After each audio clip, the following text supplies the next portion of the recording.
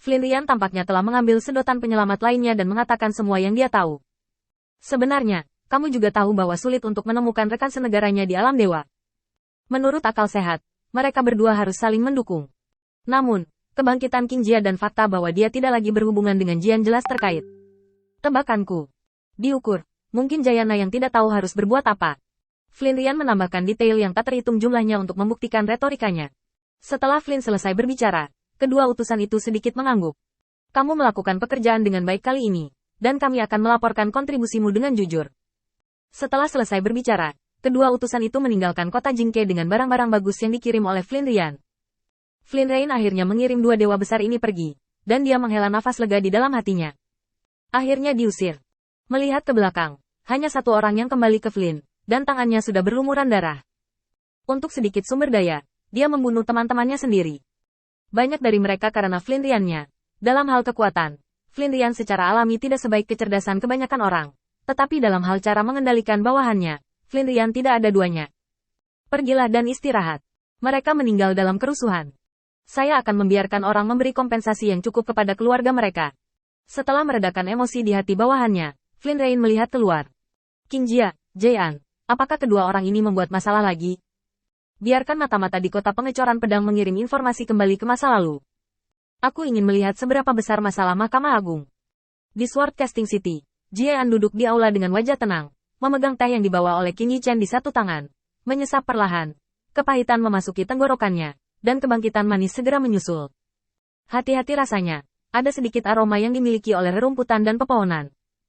Jian sangat menyukai perasaan ini, meskipun tidak selembut anggur yang baik, tetapi juga memiliki pesona. Jian sedang minum teh sendirian di sini, seolah-olah dia tidak melihat King Jia berdiri di tengah aula. King Jia menarik napas dalam-dalam dan berkata, "Sudah bertahun-tahun, apakah kamu tidak melepaskan apa yang terjadi saat itu?" Jian membuka mulutnya, tetapi dia tidak mengatakan apa-apa, hanya diam.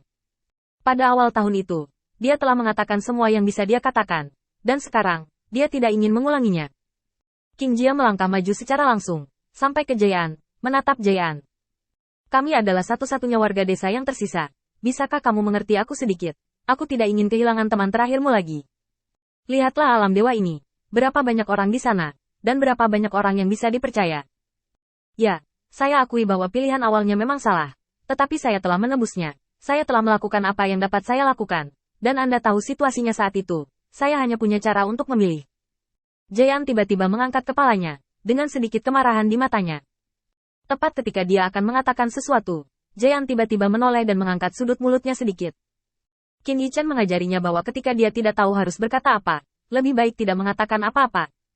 Ketika Anda tidak tahu apa yang harus dilakukan, lebih baik tidak melakukan apapun.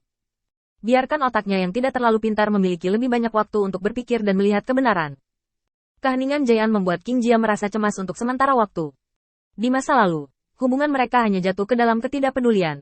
Tetapi sekarang, setelah apa yang terjadi sehari sebelum kemarin, tampaknya mereka hanya beberapa langkah lagi dari kehancuran. King Jia merasa bahwa dia harus datang dan menjelaskan. Jika tidak, dia akan benar-benar sendirian mulai sekarang.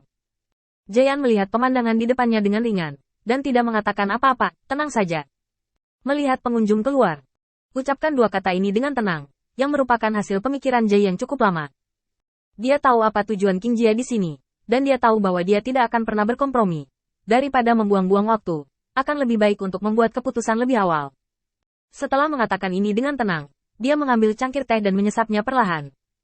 Begitu King Jia melihat sesuatu yang belum pernah dia lihat sebelumnya, sebuah intuisi aneh muncul di hatinya. Bukankah ini yang dia berikan padamu? Jian mengangguk. King Jia tiba-tiba mengulurkan tangannya dan menjatuhkan cangkir teh di tangan Jai ke tanah. Ledakan. King Jia meletakkan kedua tangannya di atas meja. Jian, dengarkan aku.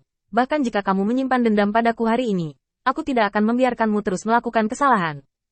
Penguasa cahaya adalah orang yang telah diperintahkan untuk dibunuh di Mahkamah Agung. Kamu tidak boleh terlalu dekat dengannya. Sungguh, Mahkamah Agung telah mengadakan diskusi yang tak terhitung jumlahnya tentang urusannya. Jika Anda tidak ingin menimbulkan masalah dan merusak kehidupan bawahan Anda, maka cepat putuskan kontak dengannya.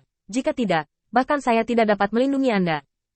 Jian dengan tenang melirik King Jia, menggelengkan kepalanya perlahan tapi tegas. Tidak. King Jia tiba-tiba mengerahkan kekuatan, dan meja itu langsung hancur. Dia memelototi Jian dan meraung. Mengapa? Katakan padaku mengapa, Kamu lebih suka mempercayai kata-kata orang asing daripada mendengarkan bujukanku. Itu, Anda tahu, saya tidak ingin sesuatu terjadi pada Anda. Saat itu, 10 orang dari desa kami memasuki alam para dewa, dan sekarang hanya ada 2 dari kami yang tersisa. Sekarang, dengarkan aku. Jian mengangkat kepalanya dengan tenang, melirik Qingjia, memikirkannya, mengeluarkan secangkir teh lagi dari cincin penyimpanan, dan menyeduhnya dengan santai. Saat daun teh sudah berhamburan, Jian mengangkat cangkir tehnya. Setelah sekian lama, dia menyadarinya. Sekarang, saatnya untuk memutuskan koneksi. Rencana non-fase jalan yang berbeda. Zhang Kang, aku hanya bisa memberitahumu bahwa Lord of Light setidaknya tidak akan memunggungi orang-orang di kota pedangku. Dia telah menyelamatkan orang-orang di kota pedangku sekali.